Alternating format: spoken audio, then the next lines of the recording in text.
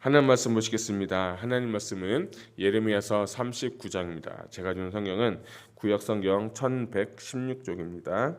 할렐루야. 오늘 새벽 오신 여러분들 정말 감사합니다. 오늘 말씀의 능력으로 오늘도 힘있게 사시는 귀하고 복된 하루 되시길 축복합니다. 자, 오늘 예레미야 39장 복과 심판은 위로부터 시작됩니다 라는 제목을 가지고 은혜를 나누고자 합니다. 자, 1절부터 10절은 시드기야의 최후, 11절부터 14절은 예레미야의 석방, 그리고 15절부터 18절은 하나님을 신뢰하는 자라고 제가 세 개의 단락을 나누고 제목을 붙여보았습니다.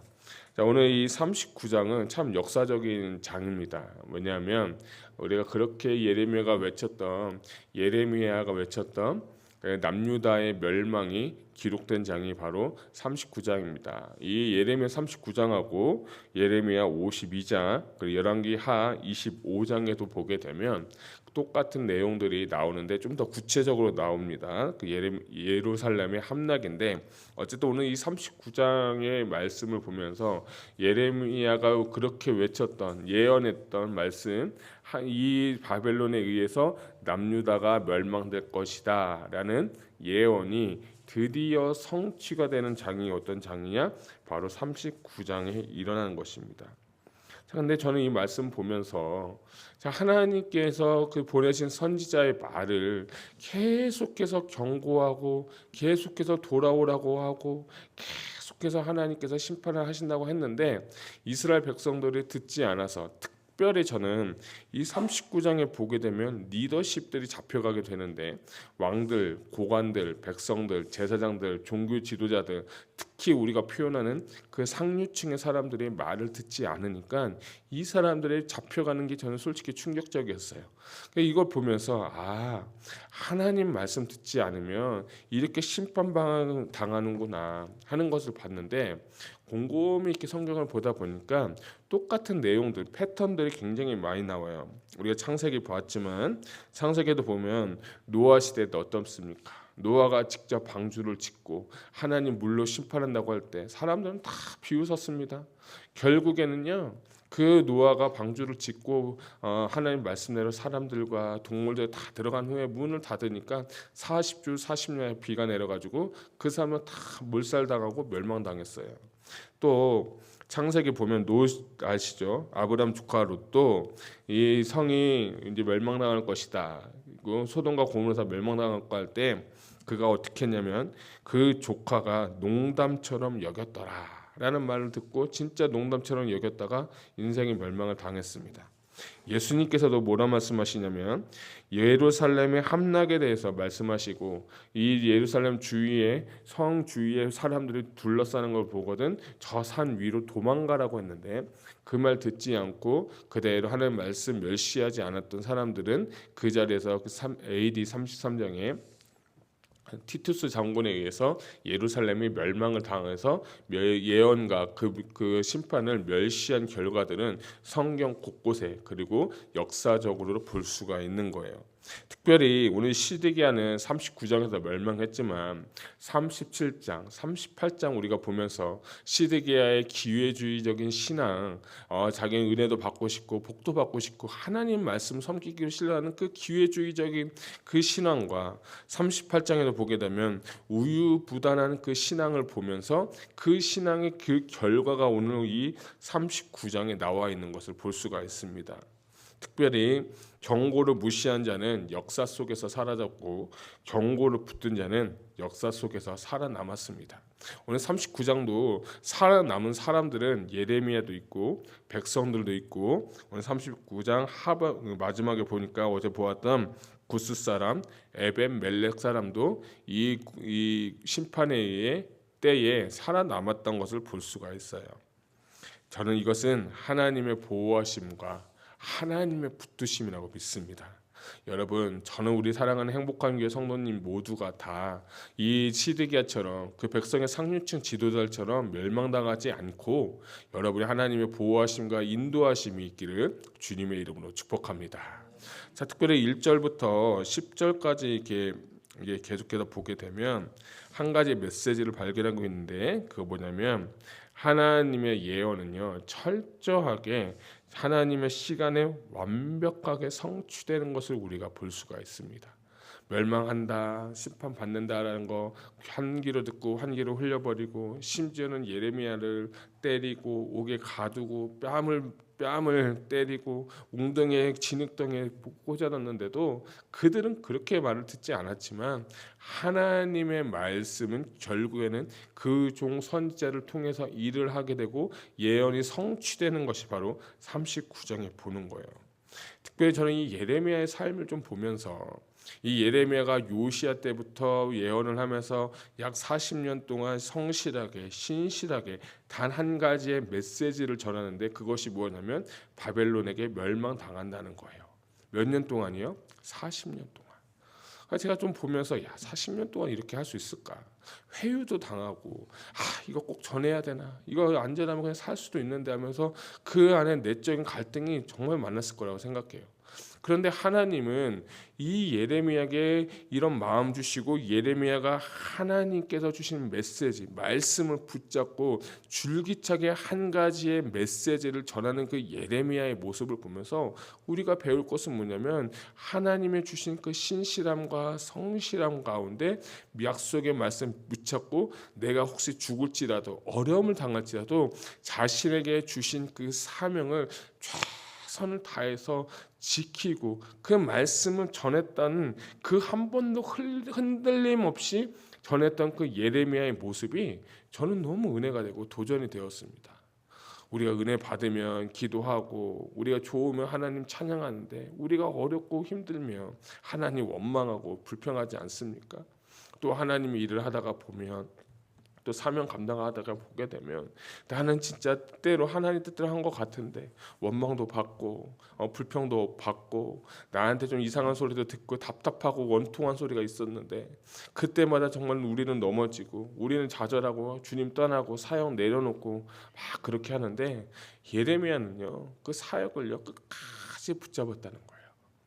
그 갈라디아서 말씀에 그런 말씀 있어요. 너희가 선을 행하다 낙심하지 말지니 때가 이르면 열매를 맺은다라고 주님 말씀하셨어요. 포기하지 아니하면 열매를 맺는다라고 한 거예요. 그러니까 이 예레미야는 하나님 말씀을 포기하지 않고 선을 이룰 때, 때가 이룰 때까지 하나님의 말씀을 전했다는 거예요. 저는 한번 이렇게 생각해봤어요. 다른 얘기 좀 하면 안 될까?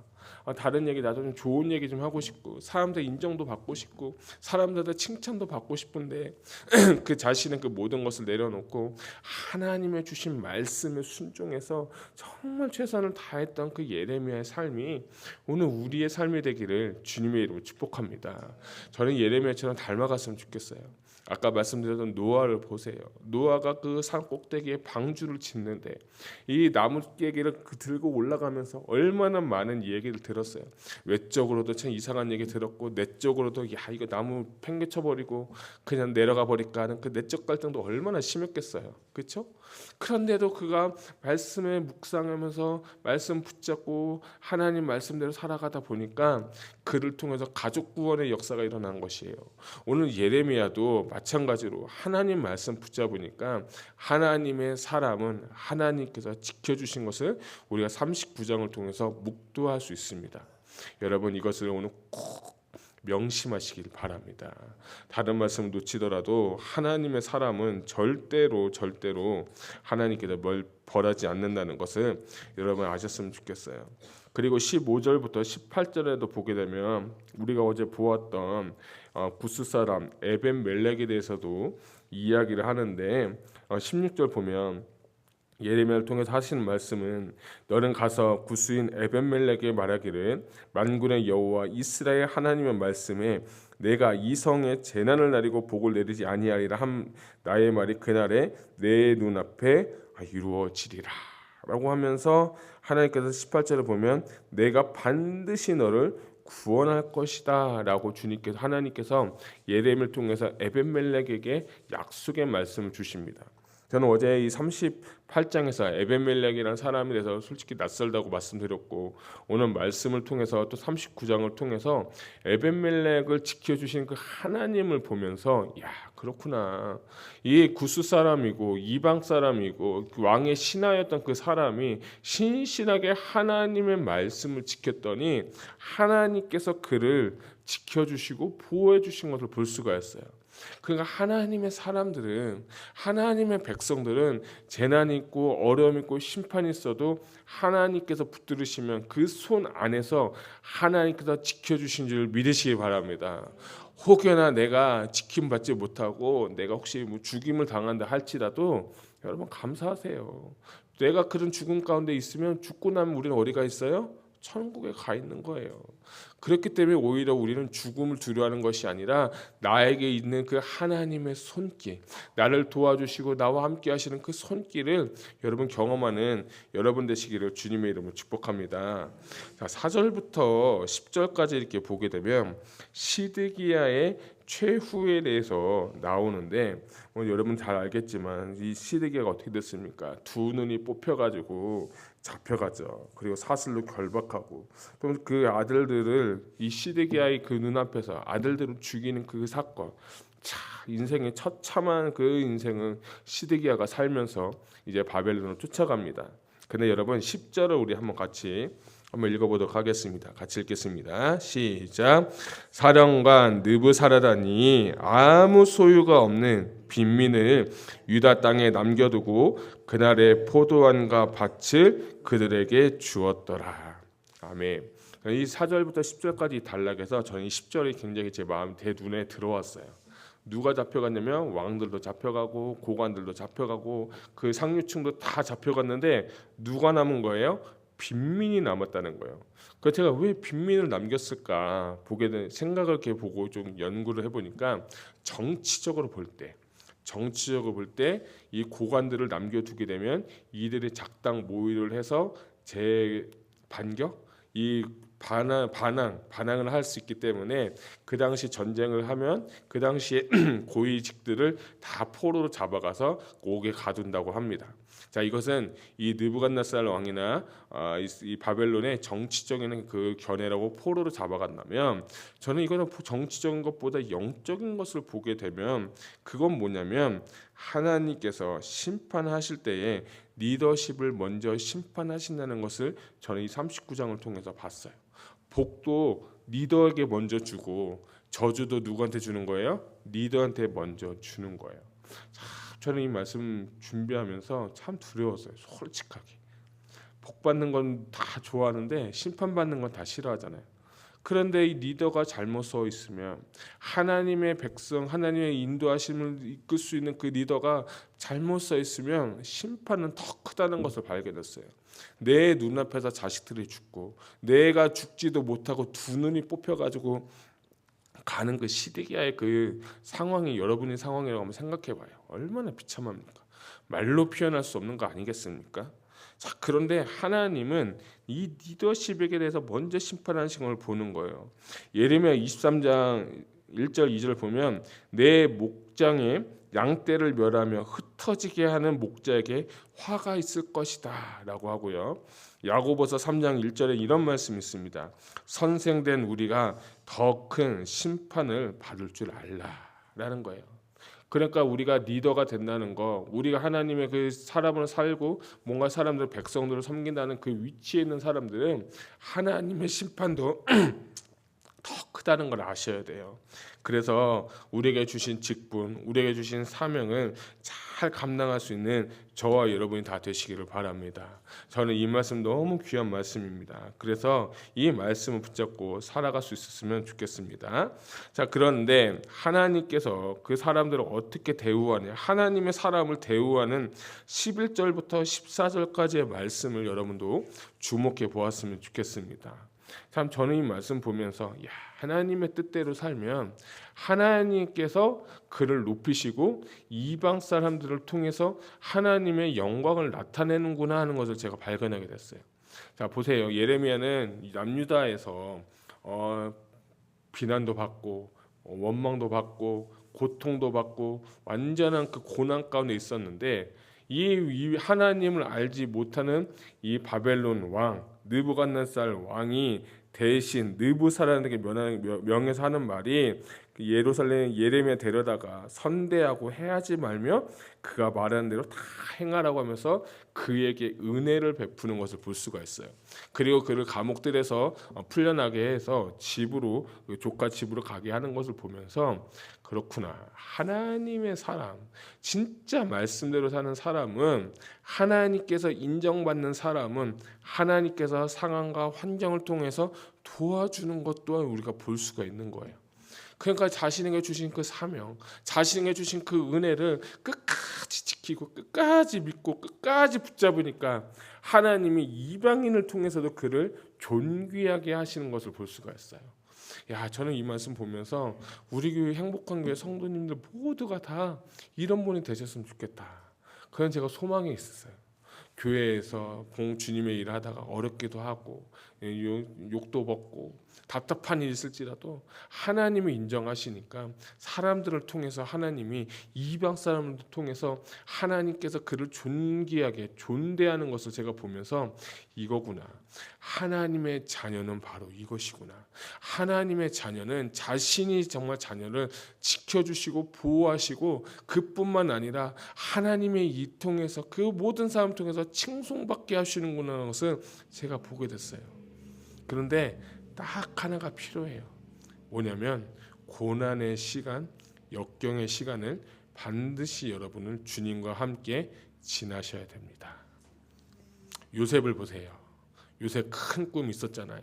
그런데 그 고난의 시기에 하나님 잘 믿으니까 보디발의 집에 가서도 하나님이 도와주셨고 감옥에 가서도 힘들었지만 하나님 잘 끝까지 섬기고 고난과 역경의 시간을 지난 후에 하나님께서 그를 세워서 하나님 그 바로의 눈에 띄게 하셔서 그 이스라엘의 애굽의 2인자가 되게 하시고 하나님께서 그를 존귀하게 만들어 주셨던 것을 제가 보면서 저는 이 말씀이 예레미야를 하나님이 존귀하게 여겨주셨다면 요셉도 하나님께서 존귀하게 여기게 하셨다면 우리 행복한 교회 성도님들이 이런 삶을 살아야 진짜 하나님 믿는 거 아닌가 저는 그렇게 생각합니다.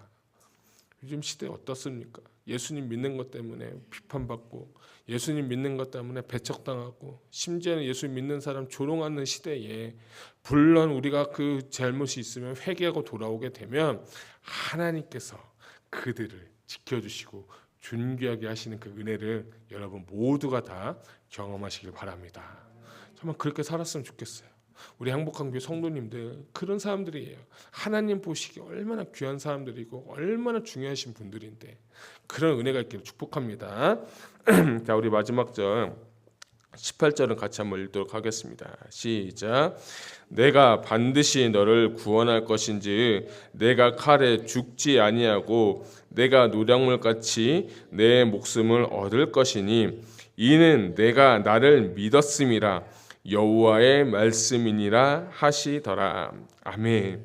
자, 18절 말씀은 39장만 보서 이 마지막 절에 예레미야를 통해서 이 에벤멜렉에게 주시는 예언의 말씀인데 하나님께서 그의 믿음을 인정하셨는데 뭐라고 하냐?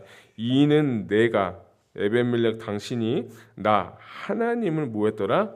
믿었더라라고 하는 거예요. 그러니까 이 39장에서 수많은 사람들이 잡혀가고 수많은 사람들이 죽고 수많은 사람들이 포로 가는 상황에서도 에벤멜렉하고 이 예레미야 한 사람 물론 기록되지 않았겠지만 신실한 백성들이 분명히 저는 있었을 거라 믿는데 대표적으로 예레미야하고 에벤멜렉이라는 사람이 믿으니까 하나님께서 믿으니까 그를 지켜주시고 살려주시고 보호해 주신 것을 보게 됩니다. 그건 뭐냐? 하나님을 믿었다는 거예요. 그래서 믿음이 너무나도 중요한 거예요.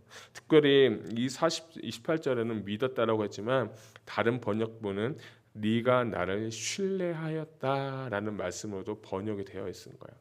그러니까 약속의 말씀 붙잡고 언약의 말씀 붙잡고 하나님 내게 상황이 어렵고 힘들지라도 끝까지 하나님 믿고 신뢰하고 바라보며 살아가는 그 자에게 하나님께서 일하시면서 그를 도와주시고 살려주시는 그 은혜로 이 39장이 아름답게 마무리되는 걸 볼 수가 있는 거예요.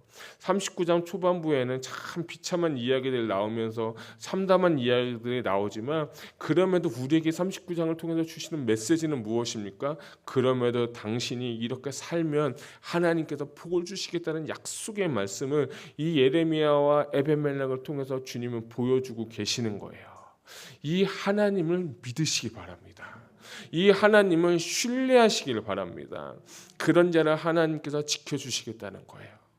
여러분 상황이 어려울 수도 있어요. 질병 때문에, 관계 때문에, 재정 때문에, 비즈니스 때문에, 이분 자녀들 때문에 여러분 상황이 어떨지라도 괜찮아요. 하나님은 끝까지 신뢰하시길 바랍니다. 그러하면 하나님이 여러분 모든 상황 가운데서 역전시키셔서 하나님은 여러분 도와주시고 여러분을 일으키셔서 이방인의 입으로서 여러분을 통해서 하나님을 칭송하게 하는 그날, 그 시대가 반드시 오게 됨을 믿고 신뢰하며 나아갈 수 있는 오늘 하루가 되시기를 주님의 이름으로 축복합니다. 서두에 말씀드린 것처럼 노아도 그랬습니다. 아브라함도 그랬습니다. 그럴 때 그런 것처럼 우리 믿음의 조상들은 우리 믿음의 선조들처럼 믿음의 반열에 들어가서 하나님과 모든 사람에게 인정받아 주님께 영광 돌리는 귀한 하루와 복된 삶 되시기를 축복합니다. 기도하시겠습니다.